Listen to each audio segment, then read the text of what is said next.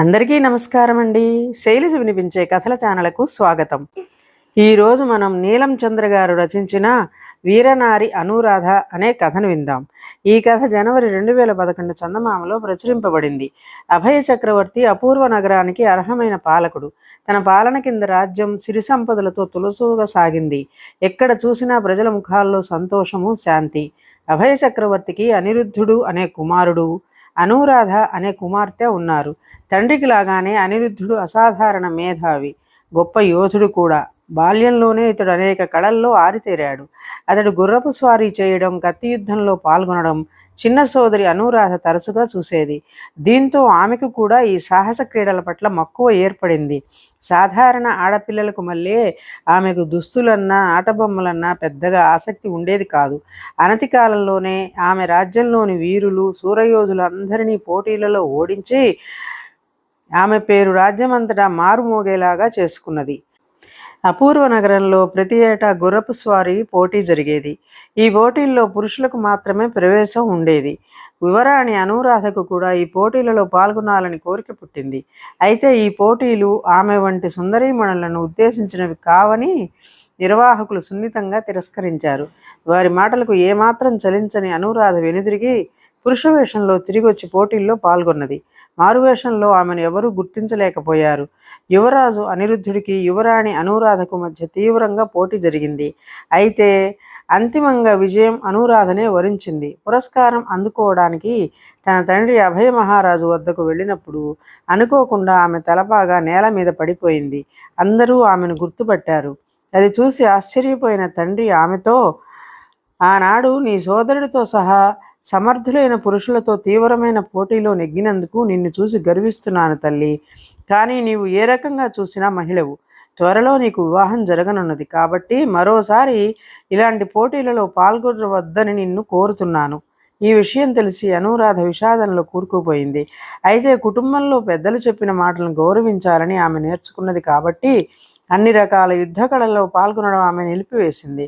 కొన్ని వారాల తరువాత అపూర్వ నగర శాంతియుత వాతావరణంలో ఉన్నట్టుండి కల్లోలం చెలరేగింది.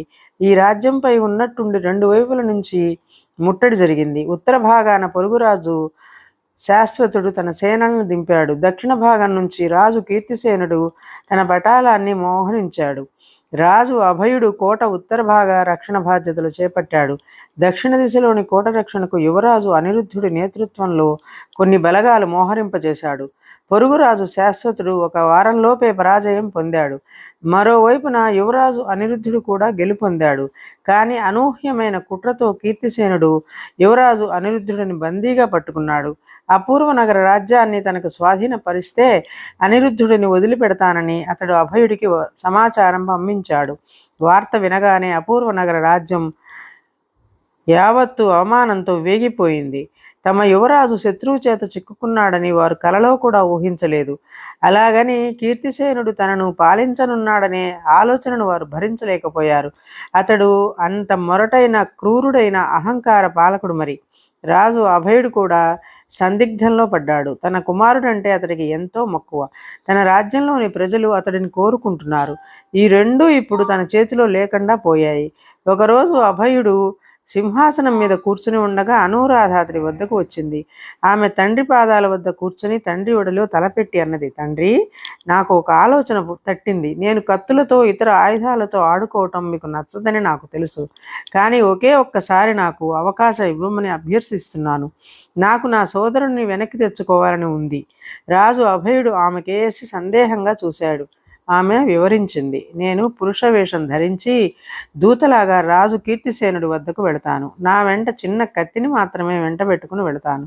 దాంతో నా సోదరుణ్ణి విడిపించి తీసుకువస్తాను. అభయుడు ఇప్పటికే అనిరుద్ధుడిని పోగొట్టుకున్నాడు. తన ప్రియపుత్రికను కూడా కోల్పోవడం అతడికి సమ్మతం కాలేదు.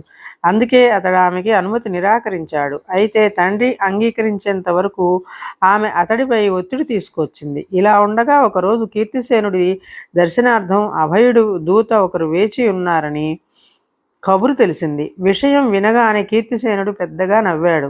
అభయుడిని అంతడు ఘోరంగా దెబ్బతీశాడు. మరి తానిప్పుడు విశాల సామ్రాజ్యానికి పాలకుడిని కాబోతున్నట్లు తనకు తెలుసు. సొంత కుమారుడిని శత్రువుకు అప్పగించి ఎవరూ మూర్ఖులుగా ఉండలేరు. కీర్తిసేనుడు తక్షణమే దూతను పిలిపించాడు. మీ రాజు పంపిన సందేశం ఏమిటి అని అడిగాడు. దూత కీర్తిసేనుడికి ప్రణామం చేసి చెప్పాడు, ప్రభూ, మా మహారాజు తన సింహాసనం వదులుకోవడానికి అంగీకరిస్తూ మీకు ఈ సందేశం పంపించాడు. దూతవేషంలో ఉన్న అనూరాధ ఈ మాటలు అంటూనే మందిరాన్ని కలిగి చూసింది. సందేశం రాసి ఉన్న పట్టు వస్త్రం మధ్య భాగంలో ఆమె నేర్పుగా చిన్న కత్తిని దాచి ఉంచింది. తన కుడివైపున కూర్చుని ఉన్న అందమైన యువకుడు కీర్తిసేనుడికి కుమారుడు యువరాజు రాజసేనుడని ఆమె గ్రహించింది. కీర్తిసేనుడు కొలువు తీరి ఉన్నవారు తమ ఘన విజయం గురించి ప్రశంసించుకుంటున్న సమయంలో ఆమె ఉన్నట్టుండి కత్తి బయటకు తీసి రాజసేనుడి ఆసనం వద్దకు చేరుకుంది. అక్కడ ఏం జరుగుతోందో ఎవరు ఊహించకముందే ఆమె కత్తిని రాజసేనుడి వైపు గురిపెట్టి హెచ్చరించింది. అనిరుద్ధుడిని ఇక్కడికి తీసుకురావాల్సిందిగా ఆదేశించండి, లేదంటే మీ కుమారుడిని హతమారుస్తాను అన్నది. ఊహించని పరిణామంతో సభలోని వారు నివ్వెరపోయారు. కానీ ఇక వారు చేయగలిగింది ఏమీ లేదు. వారికి రాజసేనుడంటే ప్రాణం. కాసేపటిలోనే అనిరుద్ధుడిని అక్కడికి తీసుకొచ్చారు. అనూరాధ సభను ఉద్దేశించి, నేను రాజసేనుడిని ఆ భద్రత రీత్యా తీసుకెళ్తున్నాను. మా రాజ్యం సరిహద్దులలో ప్రవేశించే వరకు అతడు మాతోనే ఉంటాడు అని చెప్పింది. ఎవరు నోరెత్తే సాహసం చేయలేదు. రాజసేనుడి గొంతు మీద కత్తి ఆనించి యువరాణి అనూరాధ యువరాజు అనిరుద్ధుడిని అక్కడి నుంచి తీసుకుని వెళ్ళిపోయింది. అనూరాధ తనతో 2 గుర్రాల వెంట తెచ్చింది. ఒక గుర్రంపై అనిరుద్ధుడు రాజసేనుడు కూర్చున్నారు. మరొక అశ్వంపై అనూరాధ కూర్చుంది. కాసేపు అయ్యాక అనూరాధ తన తలపాగా తీసివేసింది. ఇంత అందమైన సాహసిక యువతిని చూసిన రాజసేనుడు ఆశ్చర్యచకితుడయ్యాడు. ఆరాధనతో అతడు ఆమెను అభినందించాడు. ఆమెను వివాహం చేసుకుంటానని ప్రతిపాదించాడు. ఆమె సున్నితంగానే తిరస్కరిస్తూ అది పెద్దలు నిర్ణయించవలసిన విషయమని చెప్పింది. తమ రాజ్యం సరిహద్దులు సమీపించగానే రాజసేనుడిని విముక్తుని చేసి అనిరుద్ధుడు అనూరాధ ప్రయాణం కొనసాగించారు. అనంతరం రాజసేనుడు కోటకు చేరుకున్నప్పటికీ అనూరాధను మర్చిపోవడం మాత్రం అతడికి శత్రురాజ కుమార్తె అయినా సాధ్యం కాలేదు. నిజంగానే అతడు ఆమె పట్ల అనురక్తిని పెంచుకున్నాడు. తండ్రి కీర్తిసేనుడితో విషయం వివరించి ఆమె లేకుండా తను జీవించలేనని, ఆమెను వివాహమాడగోరుతున్నానని చెప్పాడు. కీర్తిసేనుడు కూడా వృద్ధాప్యంలోకి అడుగుపెట్టాడు.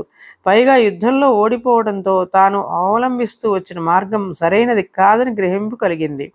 హిమాలయాలకు తరలి వెళ్ళి తరుపతి జీవితాన్ని ధ్యానం చేస్తూ గడపాలని నిర్ణయించుకున్నాడు. అందుచేత అతడు రాజసేనుడి ప్రతిపాదనకు సమ్మతించాడు. వెంటనే అభయుడికి తన కూతురుని కన్యాదానం ఇవ్వవలసిందిగా సందేశం పంపుతూ అపూర్వ నగరానికి అతడు దూతను పంపించాడు. ఆ తర్వాత రాజసేనుడు అనూరాధ 2 రాజ్యాలను ఉమ్మడిగా చిరకాలం జనరంజకంగా పాలించారు. ఇదండి కథ. ఈ కథ మీకు నచ్చినట్లయితే లైక్ చేయండి, షేర్ చేయండి, కామెంట్ చేయండి, సబ్స్క్రైబ్ చేసుకొని నన్ను ఎంకరేజ్ చేయండి. నమస్కారం అండి.